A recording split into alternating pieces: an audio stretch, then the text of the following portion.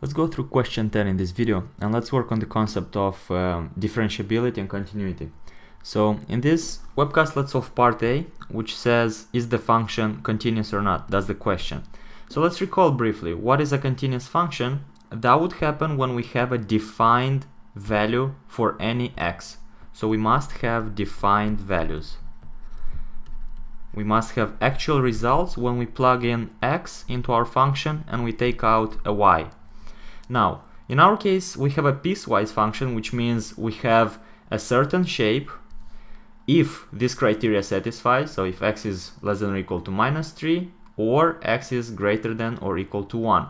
And then we have another shape when x is between these two values.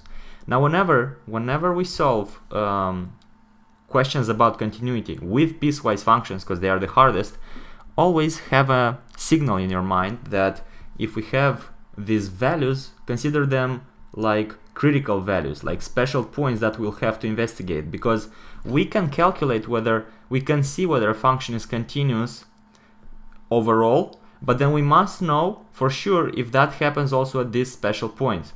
So in this case, when we have a function x squared plus 2x minus 3, there is no constraint on our domain. We don't have a division that would be divisible by 0, so we don't have to limit our division by 0. And we just can get any values if we substitute any values for x. So our function is gonna be continuous except for the special points. We must check the special points. And the criteria is that if we have an actual continuous range, then the limit as we approach that value from the left side, so for instance when we speak about -3, as x approaches -3 from the left side, must be the same values as x approaches -3 from the right side, and it must be equal to the value of -3, because even if we would approach the same value, let's say over here x, y, let's put -3 on the graph, for example, like that, and we would have a graph like this. Notice that yes, we are having the same limits from from both sides. From the negative side, from below, we're approaching this value. From above, when we're approaching 3 from the right side, we're also approaching the same value. So let's call this f of 3. But then the function itself is not defined as f of 3, so that would not be a continuous function. All these equations must satisfy. We have no exception. Now, let's actually calculate. So let's see if that's true or not. What's the limit and what's the function? Let me let me zoom out a bit so we can see everything. Otherwise, we're gonna lose some information and it's not gonna be very friendly to solve. So we got the limit as x approaches -3 from, sorry, that was meant to be -3, but you get the point. You get the point here with the gap. The limit as x approaches -3 from the negative side of f of x. Now let's look which function, which shape are we gonna take. X should approach from below, should be less than -3. This is the range when x is less than -3, so it corresponds to this shape, meaning that we're going to have the limit as x approaches -3 from the negative side of x squared plus 2x minus 3. Now let's substitute the values and see if, see where we get with this limit. We would have -3 to the power 2 plus 2 times -3 minus 3. So we got 9 minus 6 minus 3, that's just 0. Now let's do the same for the limit when x approaches -3 from the positive side. So let's do it over here. X approaches -3 from the positive side of f of x, meaning that x is gonna be slightly greater than -3. So x is gonna be greater than -3 in this range, which means we take this shape. So we would have the limit of x approaching -3 from the positive side of -x squared minus 2x plus 3. So that's gonna be -3 to the power 2 minus 2 times -3 plus 3. So that's -9 plus 6 plus 3 It's 0 again. Now let's finish off the question by calculating f of 3. So we need f of 3, which is equal to, let's see, f of 3, we go all the way over here. X includes the value of minus 3. I'm skipping this minus all the time. F of minus 3.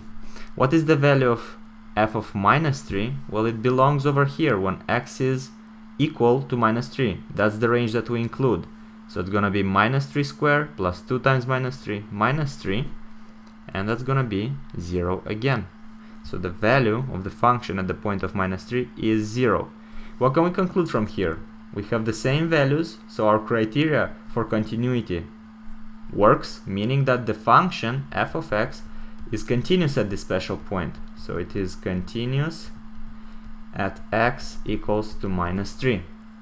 Okay, now let's do the same for the point of 1. That's the other special point. So let me just go down and work again on 1. We have the limit as x approaches 1 from the negative side, from the left side. I prefer saying from the left side. I think it's kind of more intuitive because you can visualize it on the graph, and that would be literally approaching from the left side. Now, which shape does the function take from the left side? Let's see. Where do we have values less than 1? Well, we have values less than 1 over here, meaning we take this part. So it's going to be minus 1 squared. Let me solve it over here. Minus 1 squared minus 2 times 1 plus 3 is equal to minus 1 minus 2. It's minus 3 plus 3. That's 0. So the value is going to be 0. We got that. Now let's solve the limit of x approaching 1 from the positive side. From the positive side of f of x. Let's see which shape we're taking now. From the positive side, from the right side, meaning a value higher than 1, we'll take this shape. So we would have 1 squared plus 2 times 1 minus 3 is equal to 0 again. And now the last part, what is the actual value of the function at 1? So f of 1, let's see over here. Where is 1 included? Right there. So if we substitute in this part of the function, we will get again 1 squared plus 2 times 1 minus 3. That's equal to 0. So what do we have? 0, and the function at the point of 1 is also 0. The continuity criteria is satisfied, so the function is continuous at x equals to 1 as well. And let me zoom out a bit more and give a final conclusion. So we said that the function is gonna be continuous everywhere. We were just skeptical about, we didn't say it's continuous except those special points. They're continuous, but we have to check the special points. And once we check the special points and they're continuous there as well, we can say that the function f of x is continuous everywhere. It's continuous everywhere. That's it. In the next video we'll solve the differentiability.